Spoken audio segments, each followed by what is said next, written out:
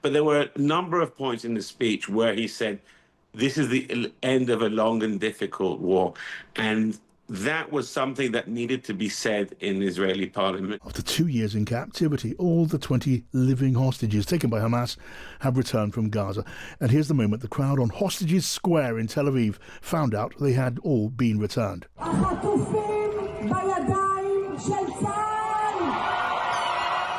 So the reunions have been so emotional. Here are the parents of the hostage, Isan Moore, meeting him in a hospital. ברוך אתה אדוני אלוהינו מלך העולם שהחיינו וקיימנו והגיענו לזמן הזה. You can hear that emotion. Meanwhile, President Trump, he spoke at the Knesset earlier on, said he would help to reverse decades of horror for Palestinians. I intend to be a partner in this effort in the sense that we're going to help and we're going to do something that became unbelievably popular. Everybody wants to be on it. It's called the Board of Peace, okay? How about that? Is that a beautiful name? Like a board of peace.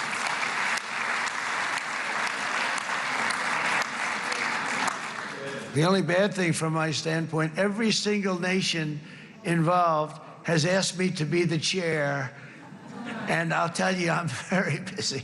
I didn't count on that, but you know what? If we do it, we'll do it right.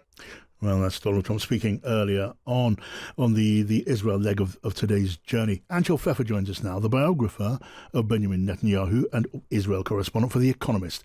Anshel, welcome back to the programme. Thanks for having me, John. It's great to have you here. Now, we've spoken, Anshel, of the celebrations in Hostage Square.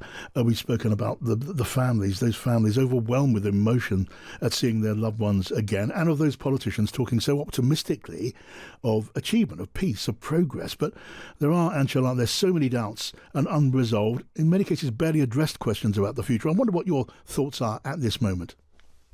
Well, it's very hard to gather one's thoughts after such a day packed with emotions, and it hasn't even ended. We've still got the summit in Sharm el-Sheikh kicking off now, so there's still an evening full of events, and it's one of those days when events of an entire month or even more are packed into one. But beyond all this, all the emotional scenes that we saw this morning with the last remaining living 20 hostages coming out of Gaza and reuniting with their family, I found, I think, what was most significant in that it was that speech by Trump, but not the entire speech, which was 65 minutes of rambling stream of consciousness that we've become accustomed to hearing from Donald Trump. It may have been, I'm still trying to find out, the longest speech ever made in the Knesset, Israel's parliament. But there were a number of points in the speech where he said, this is the end of a long and difficult war. And that was something that needed to be said in the Israeli parliament, because even Netanyahu, who has accepted that the war is over, hasn't been able to say so in so many words to his far-right coalition, because too many of his partners still harbor this dream that the ceasefire can somehow collapse and they'll still have an opportunity to realize their messianic vision of occupying Gaza and somehow displacing the 2 million Gazans from there and building settlements. Now, Trump, in all that long rambling speech of his, made it very clear to the Israelis that he personally is invested in ending this war, and as far as he's concerned, the war is over. And I don't see Benjamin Netanyahu crossing him and restarting this war in the foreseeable future. That is such an important point, Anshel. The engagement and commitment of Donald Trump is absolutely central, certainly to how we got to this point, but also the future as well. I mean, not many journalists, commentators know the workings of Benjamin Netanyahu's mind as you do. I mean, at the Knesset earlier, we saw Netanyahu claiming credit, and he was getting credit from Donald Trump. But, we should just remember that Donald Trump had to force him to accept this agreement. I mean, how do you see Netanyahu playing his cards from here on? Well, what you saw today was the unofficial launch of Netanyahu's next election campaign. The coming year in Israel is an election year. The election may well be brought forward because of those far-right partners of Netanyahu quite likely to leave the coalition at some point out of protest and the fact that the war is over and they haven't got what they hope to get out of this war. So as far as Netanyahu is concerned, he needs to show the voters here in Israel that he is the closest partner to Donald Trump and that there is no daylight between them. And Trump basically gave Netanyahu what he wanted. He said in that speech so much praise there for Netanyahu. Now we've all heard the reports, and I've spoken to various diplomats in America and here in Israel who are all saying that behind the scenes Trump had basically reached the end of his tether with Netanyahu. He totally lost patience and forced in the last few weeks Netanyahu to accept this deal. But there's what you're hearing from diplomats and officials, and there's the show that Netanyahu is putting on with Donald Trump's help, and they're both impresarios, they're both showmen, and like I said, this is very much for local consumption, and basically the unofficial launch of Netanyahu's bid for yet another election victory. Yes, really, again, interesting. And just lastly and briefly, if I can, Angela, thank you for joining us as always. I don't know whether this is a substantial question or not, but we did see President Trump from the podium at the Knesset saying it would be good to give Benjamin Netanyahu a pardon. He's facing charges of corruption. He's got the possibility of jail hanging over his head. Is a pardon the remotely likely outcome? I know the president, who's the only one who can give a pardon, he is a past critic of Netanyahu, including on matters of law and order. What do you think? Well, first of all, John, any question of yours is substantial, so please don't sell yourself short. But look, it is a possibility. As you say, the president of Israel doesn't have many powers, but one of those powers is the power to pardon.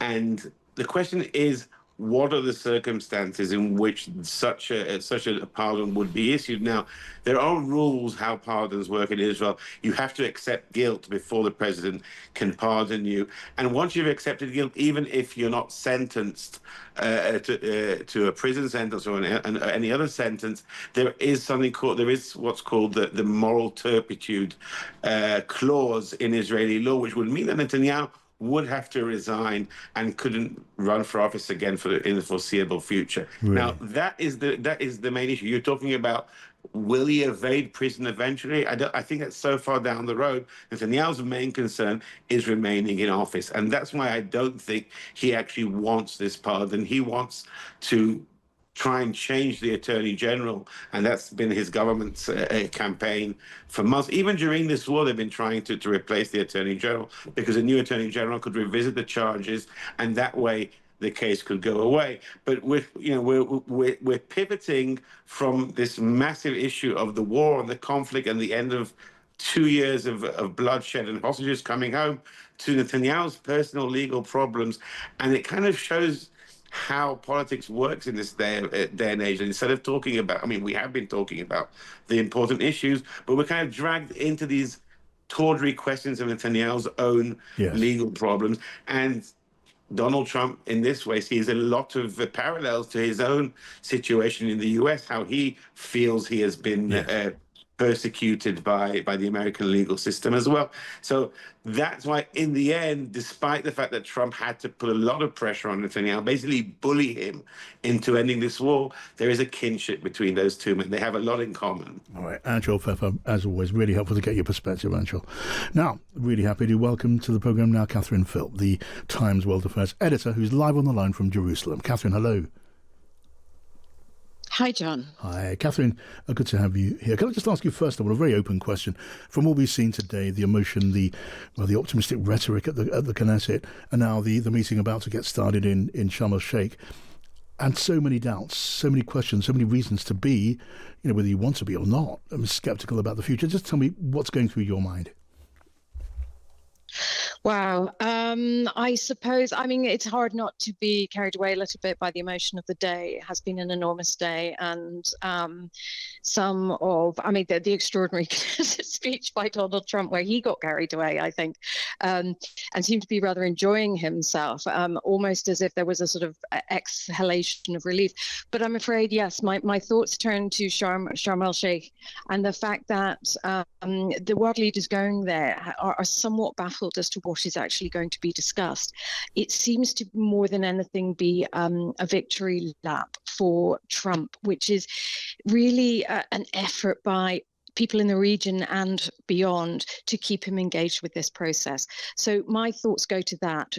How will they manage to do that? Is he committed? He talked about, peace in the Middle East and how he wants ownership of that. Yes. And everyone is trying to keep his interest in it because he has just demonstrated that he has this power, this extraordinary power that he exercised of forcing Netanyahu and Israel into this deal, without which it wouldn't have happened. It is simply that clear. So the phase two questions that they will now take on are the really hard bit. And, there isn't that immediate sort of instant gratification of the return of the hostages and something so, emotional and positive. It's really hard graft. It's stuff like, how are you going to get Hamas to disarm? Who will take control of security in the Strip? And of course, I think my thoughts also turn to the West Bank, where I have been quite recently, and what goes on there. Because whilst minds are distracted by what happens in Gaza, there is an awful lot going on in the West Bank that should trouble us deeply. And I don't think it's going to stop just because the conflict in Gaza stops. Yes, and you've written about that, Catherine, in some depth, the way that Israeli settlers have been moving steadily into that Palestinian territory, taking land, slaughtering livestock, driving Palestinians in the West Bank off their land, all part of what seems to be a broad strategy of making the idea of a two-state solution impossible, as well as putting Israeli Jews into that land. And I do want to talk about the Palestinians now. We touched on the hostages and their families. We've talked about the big political questions, and they are, I suppose, underlined questions. What about Palestine? The suffering and the loss of Palestinians has been absolutely vast. It hasn't been observed and discussed in the same way as the suffering of Israel. That's partly, Catherine, isn't it? Because journalists like you have not been allowed in. But now we're seeing these reports of rival clans and gangs, some of them armed by Israel, fighting Hamas. So putting all of that together, Catherine, what does the immediate future, look like for Gaza now? Well, it looks very uncertain because, as you noted there, Hamas has rushed its security operatives out onto the streets again, showing that they're in charge.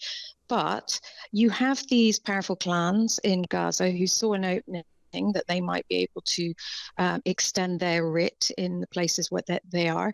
There's also these militia that were armed by Israel, which was very, very controversial. They've been compared by some Israeli opposition figures like Yair Lapid as ISIS adjacent. They're not a pleasant bunch. And what we're seeing now is potentially some of these people going to war in the absence of any with each other, in the absence of any stabilization force from the outside put in. It's not clear how quickly that can happen because, of course, this deal was broken down into phases in order to produce an instant result and sort of put it into bite-sized chunks and, to show that there was some progress being made. But this is what we're left with. There really is no other security force now in Gaza except for Hamas. And it's unclear what's going to happen to all these, now rival factions with almost more weapons than ever, some of them supplied by Israel. Okay, last question, really, really briefly. If I could. None of us are clairvoyant. We're not fortune tellers, but you've studied the Middle East more closely than most people. So if you'll forgive the question, at this moment, would you describe yourself as optimistic at all? I think I'm optimistic for the people of Gaza in that the killing has stopped. And it appears that the right-wing fantasy of kicking out the Palestinian population of Gaza has passed and will not come to fruition. And it seems that Donald Trump has understood that and made very clear to them that they will not get to displace the Palestinian population of Gaza. I don't have the same confidence about the West Bank. And I know that a great deal of nerves about that are around the region in countries like Jordan, for example, who has a large Palestinian population of its own and would be the country that would receive refugees if they were pushed out of the West Bank. So I'm feeling cautiously optimistic for the people of Gaza because they have respite and you know their joy at the halt in bombardment is absolutely palpable and should be celebrated. I have slightly more caution about the larger picture. Yeah, and how could you not? But Catherine, really great to have you with us. Catherine Philp there, World Affairs correspondent for The Times, speaking to us from Jerusalem.